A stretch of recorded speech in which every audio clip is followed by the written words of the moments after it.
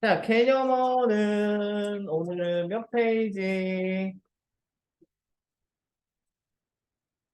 자, 오늘은 40페이지네요. 자, 40페이지에 있는 이제 미적 범주, 소통 구조, 그리고 작품의 감상 방법 이렇게 나오는데 일단 미적 범주는 그렇게 많이 중요하진 않아요. 이게 앞에 빠졌어. 고전 문학의 미적 범주라는 거거든요.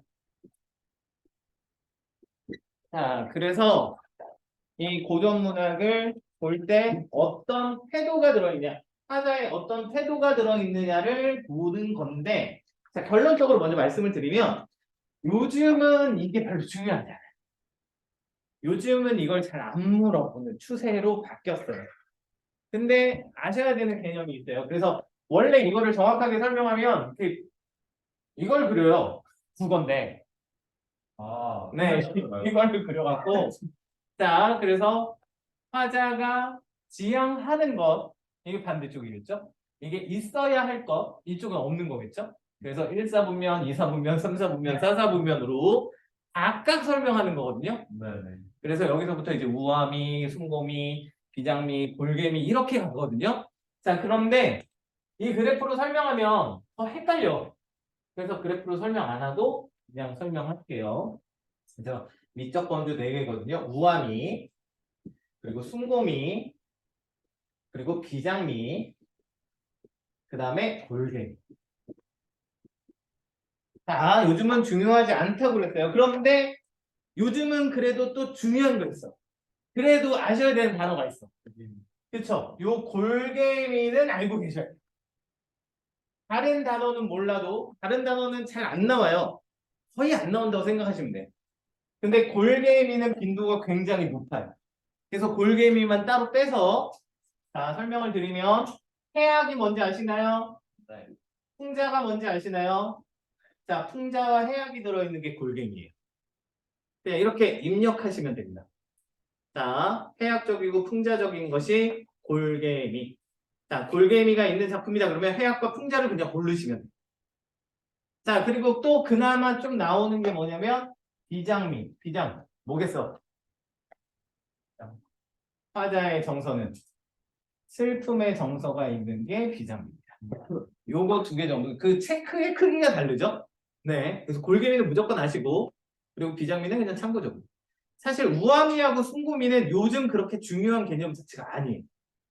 자, 그래서 골개미부터 이렇게 쭉 가서 설명을 드리면, 자, 골개미는 어떤 거냐면, 원래는 대상이 갖춰야 될 속성을 갖추지 못해서 그로 인해 비웃음을 삼. 그게 골개미예요. 그러니까 양반이 어떤 속성을 갖고 있어야 돼? 똑똑해야지. 학문적으로. 그리고 또 품위가 있어야지. 근데 양반인데 무식해. 양반인데 품위가 없고 방정맞아. 그러면 비웃음을 사겠죠. 그것으로 나오는 게 골개미. 자, 이렇게 생각하시면 되고. 자, 우아미는 뭐냐면 화자가 지향하는 것과 현재 있는 것이 일치되어 있는 세상. 조화로운 세상을 우아미라고 합니다. 그리고 숭고미는 화자가 지향하는 것을 이루기 위해서 노력하는 것을 숭고미라고 이야기해요. 자, 그리고 비장은 뭐겠어요? 화자가 바라는 것을 이루지 못해서 좌절하는 것을 비장이라고 해요. 자, 그래서 한 방에 이해시켜 드릴게요. 저의 얘기를 하도록 할게요. 저는 어렸을 때 가수가 되고 싶었어요. 싫어해요. 네. 그래가지고요, 되게 연습을 많이 했어요. 그래서 우리가 밴드를 만들었어요.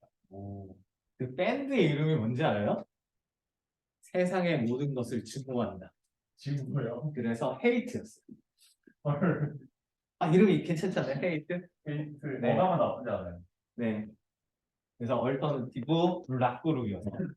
그래서 우리가 홍대래. 그 종각에 연습실이 있었어요. 그 종각 연습실에서 되게 열심히 연습을 했다. 네. 그래서 그때 바로 옆 연습실에, 옆 칸에. 근데 말해도 요즘 모르더라.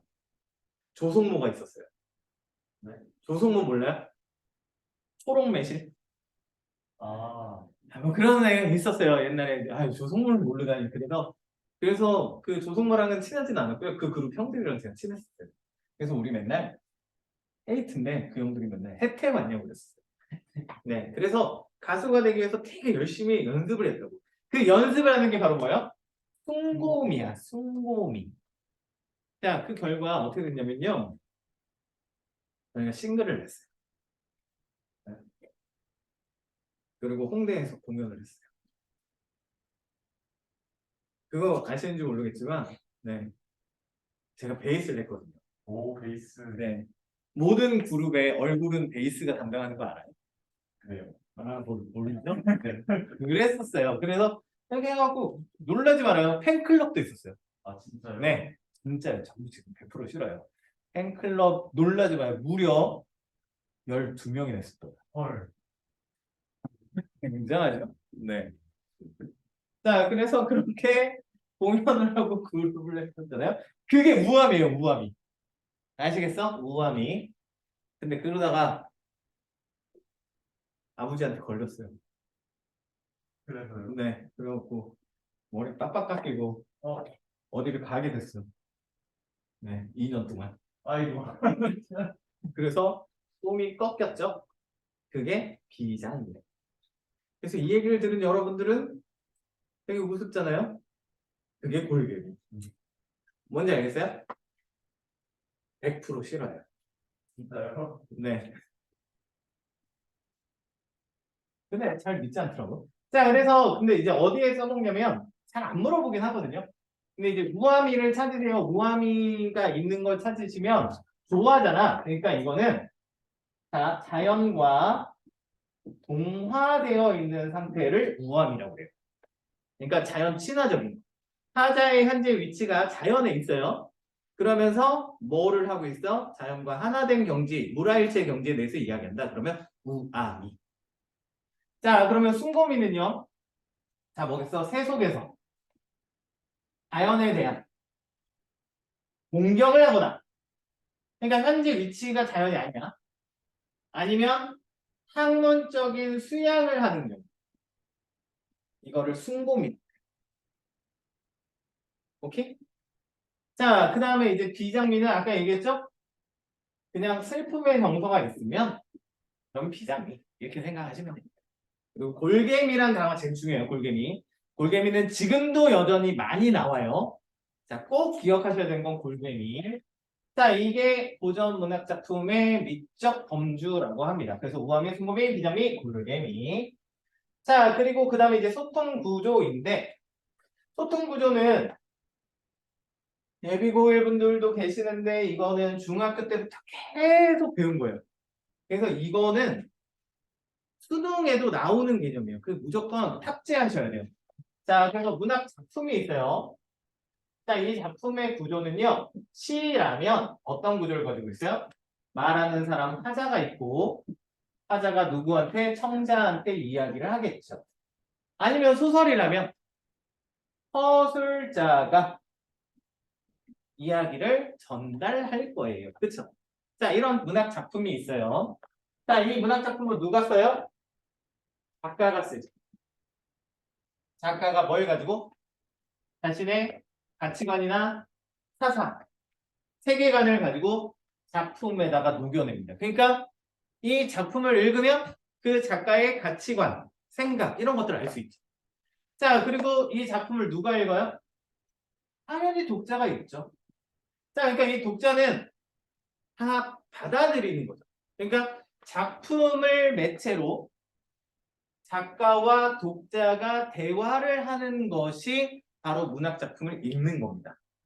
그러니까 작가의 사상과 가치관을 독자의 배경 지식과 가치관을 통해서 받아들이는 행위가 독서 행위, 문학 작품을 감상하는 행위라고 할 수 있어요. 자, 그래서 작가는 뭐 여러 가지 생각을 담아서 이렇게 쓰지만 독자의 여러 가지 가치관 때문에 다양한 의미로 해석이 될 수도 있겠죠. 자, 그런 것들이에요. 자, 그리고 여기에 하나 더 이 작품에 영향을 미치는 요건이 있는데 그것이 바로 뭐예요? 사회입니다. 사회. 자, 문학 작품은 그 당시 사회를 비추는 거울이다. 러시아의 수많은 스키들이 이야기를 했어요. 네. 아, 러시아는 다 스키잖아요. 네. 자, 그래서 요 구조를 지니고 있고요. 그래서 그 다음에 나온 게 이제 문학 작품 감상 범주, 비평 범주라고 하는 거예요. 이거 많이 보셨을 거예요. 자, 그래서 얘네들을 보는 관점이 정해져 있는데, 자, 각각의 관점을 통해서 바라보는 것. 자, 요거는 무조건 알고 계시고 이해하셔야 돼요. 용어 자체가 별로 중요하지 않아요. 이해하는 게 중요해요. 이해하는 게. 자, 그래서 작가를 통해서 작품을 이해하는 것을 뭐라고 해요? 작가론적 관점 혹은 표현론적 관점이라고. 작가가 표현하잖아요. 표현론적 관점이라고 합니다. 자, 이 관점은요. 이 작가가 이 작품을 도대체 왜 썼을까? 어떻게 쓸 수 있었을까? 거기에 맞춰서 작품을 해석하는 거예요. 그러니까 이 작가가 어떤 사람이냐가 중요해요. 작가가 남자인지 여자인지, 그리고 몇 살인지, 그리고 부자였는지 가난인지, 자식은 있는지, 그리고 어떤 삶을 살았는지, 어떤 인생관을 가지고 있는지, 이런 것들을 통해서 작품을 바라보는 걸 표현론적 관점이라고 해요. 자, 이쪽으로 갈까요? 반대 방향으로. 자, 그리고 사회를 통해서 바라보는 건 무슨 관점이라고 하죠? 반영론적 관점입니다. 자, 이 관점은 어떻게 바라보는 거예요? 이 작품이 왜 쓰여졌는가를, 어떤 의미를 가지고 있는가를 역사적인 관점에서 바라봅니다. 자, 당시의 사회 분위기라든지 역사적인 사건을 통해서 이 작품이 보여주고 있는 당대의 현실은 무엇인가를 주목하는 것. 그게 이 반영론적 관점입니다. 이해되세요? 자, 그리고 이제 이거는 독자는 무슨 관점이라고 그래요? 효용론적 관점이에요. 효용론. 효용론적 관점은 뭐예요? 문학 작품을 읽으면, 아니 책을 읽으면요. 어떤 글을 읽으면요. 독자들은, 사람들은요. 다양한 반응을 보이기 마련이에요. 재미없네. 아, 재밌네. 혹은 감동하기도 하고요. 삶에 있어서, 인생관에 있어서 큰 영향을 받기도 하고요. 자, 거기에 주목하는 관점. 그게 효용론적 관점. 자, 그래서 지금 써놓은 것들이 있잖아요. 작가, 사회, 독자. 자, 얘네들은 작품의 바깥에 위치하고 있죠. 작품한테 영향을 주는 것들이에요. 그죠? 그래서 이 바깥에 있는 것을 뭐라고 해요? 외재적 관점이라고. 외재적 관점. 바깥에 있다. 그럼 내재적 관점도 있죠? 내재적 관점이 뭐예요? 작품만 바라보는 걸 내재적 관점. 그래서 얘네들을 다 제외하고 작품만 바라보는 것을 절대론적 관점 혹은 내재적 관점이라고 이야기합니다.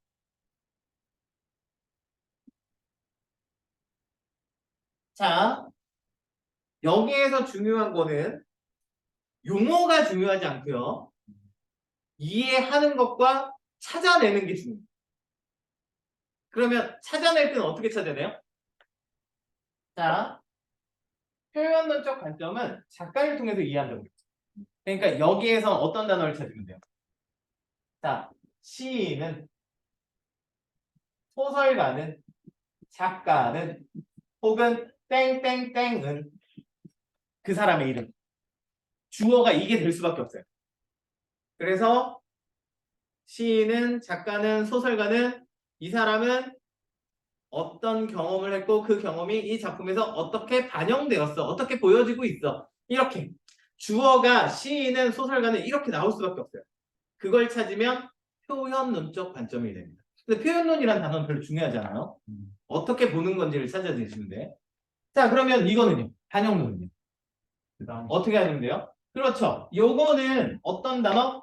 당시, 그때, 혹은 연도, 땡땡땡 년.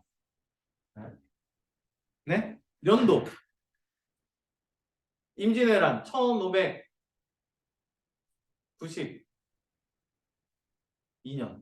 네. 1592. 네. 뭐 그년 이렇게 해도 되고요. 아니면 그런 역사적 사건 건을 이야기하면서 얘기하면 반영론적 관점이 됩니다. 자, 이번에 그럼 효용론적 관점. 효용론적 관점으로 가요. 주어가 뭐가 돼요? 나는, 우리는.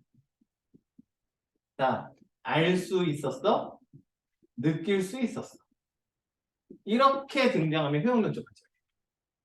그래서 독자가 어떤 영향을 받았는지를 서술하시면 돼요. 자, 이해하시는 게 중요해. 그러면 절대론적 관점은? 그럼 뭐가 절대론적 관점일까요? 얘네들을 다 제외하고 찾으시면 돼요. 그러면 자, 시에 있어서 시라면 표현법이 나오겠지. 자, 표현법이 나와요. 자, 서리가 사용됐네. 역설이 사용됐네. 단어가 사용됐네. 대구가 사용됐네. 혹은 운율적인 요소가 나와요. 아니면 소설이라면 서술자를 물어봐요. 이 서술자를 통해서 1인칭 서술자를 통해서 효과적으로 드러내고 있다. 라든가 아니면 다른 구조를 이야기해요. 이런 식으로 가주시면 절대론적 관점이다. 자, 구분하시는 게 중요해요. 자, 그래서 예를 들어볼게요. 얘는 한용우. 님의 침묵 알아요? 네. 우리 했잖아, 클리닉에서. 님의 침묵으로 설명을 한번 해볼게요. 자, 님의 침묵은 어떤 내용이죠? 님은 같습니다. 사랑하는 나의 님은 같습니다. 자, 이렇게 되는 시였어요. 대충 기억나실 거예요. 자, 그런데 한용운의 약간 특수성이 있죠. 자, 한용운은 승려이자 시인 그리고 독립운동가였어요. 그래서 님의 의미가 다양하게 해석됐습니다. 이걸 여기다 때려 넣어볼게요. 자, 여기에서 표현론이야. 그러면 뭐라고 말하겠어, 선지가? 한용운은 시인은 승려였어. 그래서 님의 침묵의 님은 부처나 불교적 깨달음일 거야.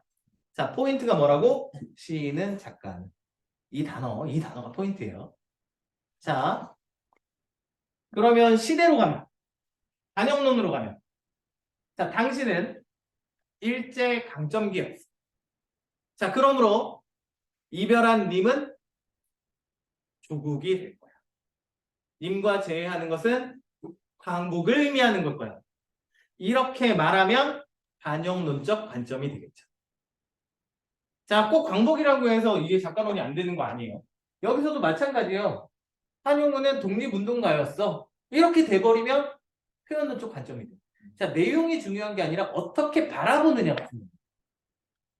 자, 그리고 이제 독자로 가면 어떻게 돼요? 이러면 나도 이별한 적이 있어. 자, 이 시를 읽고 그래, 이별을 받아들이지 않고 나도 그의 집으로 당장 달려가 스토커 짓을 해야겠어. 이렇게 생각한다면 효용론적 관점이 되겠죠. 뭔지 알겠어요? 독자가 무엇을 느끼는지. 서진아, 떠나지 마. 자, 그리고 이걸로 가시면 자, 님은 같지만 나는 님을 안 보냈어요. 무슨 법이야? 역설이 사용됐다. 이렇게 말했어요. 그리고 산문시로 쭉 늘었었다. 자, 푸른 산빛을 헤치고 그리고 단풍나무 숲을 향하여 난 작은 길로 차마 떨치고 갔습니다. 서로 대조가 보인다. 이런 식으로 이야기를 해. 자, 그러면 절대론적 관점이 되겠죠. 무슨 말인지 알겠어요? 자, 그래서 이거 찾는 게 제일 중요해요. 못하시면 하실 거라고 믿는데 못하면 무조건 할 수 있어야 돼요. 자, 그리고 이제 문제를 푸는데 그러면 이렇게 나온단 말이에요. 문제의 포인트가요. 자, 다음 중 효용론적 관점을 찾아라. 반영론적 관점을 찾아라. 이렇게 안 나와요. 그리고 다음 중 작가의 입장에서 작품을 해설하는 것은 이렇게도 안 나와요. 어떻게 나오냐? 다음 중 관점이 다른 하나를. 아니면 보기가 주어지고 보기의 관점과 같은 관점으로 작품을 해석한 것은 이렇게 나온단 말이에요. 그러면 보기가 나오면 보기 먼저 써야 되겠지. 자, 용어가 중요한 게 아니라 작가, 사회, 독자 아니면 작품만 봤는지 체크하시고 써놓고 그리고 나머지 선지에서 찾으셔야 돼요. 자, 그리고 다른 것 하나를 물어봐. 다른 것 하나를 물어보면 뭐 해야 돼? 다 써요. 옆에다 써. 근데 썼는데 어떻게 돼요? 1번부터 5번까지 선지가 내용이 다 달라. 다 달라. 그러면 뭐 찾으라는 거야? 외재적 관점과 내재적 관점을 구분하라는 거예요. 자, 그것까지 체크하셔야 돼. 자, 그래서 표현, 간형, 표현이 하나로 묶여집니다. 자, 그러니까 얘는 작가야. 얘도 작가야. 얘는 사회야. 그리고 얘는 독자야. 얘는 작품이야. 그러면 다음 중 다른 것 하나는 그럼 5번이 되는 거예요. 외재적 관점, 내재적 관점이 되니까. 그냥 각각은 잘 푸는데 외재, 내재가 나오면 또 못 푸는 경향이 있어요. 외재, 내재도 구분하실 수 있어야 됩니다. 자, 그래서 개념은 설명을 다 드렸고요. 자, 그래서 우리는 오늘은 두 문제를 풀면 끝나요. 자, 아니야. 두 문제가 아니라 세 문제인가 보다. 자, 2번에서 4번까지 푸시면 끝납니다. 2, 3, 4를 푸시면 되어요. 2, 3, 4 풀어주세요.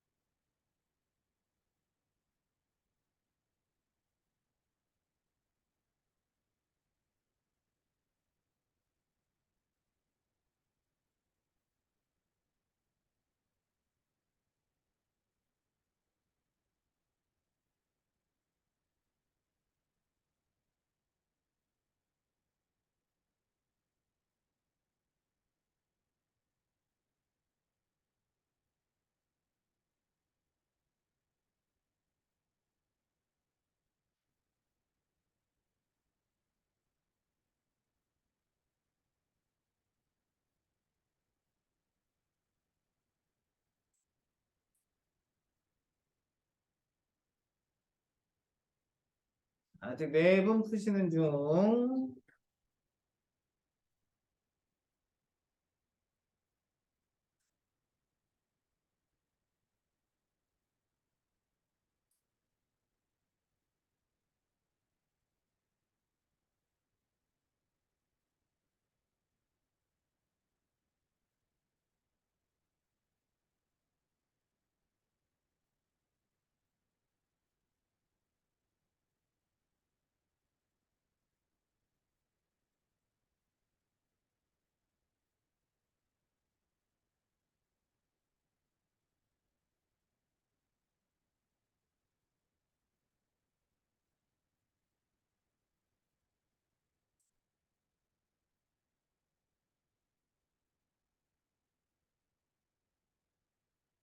한 분만 푸시면 될 것 같아요.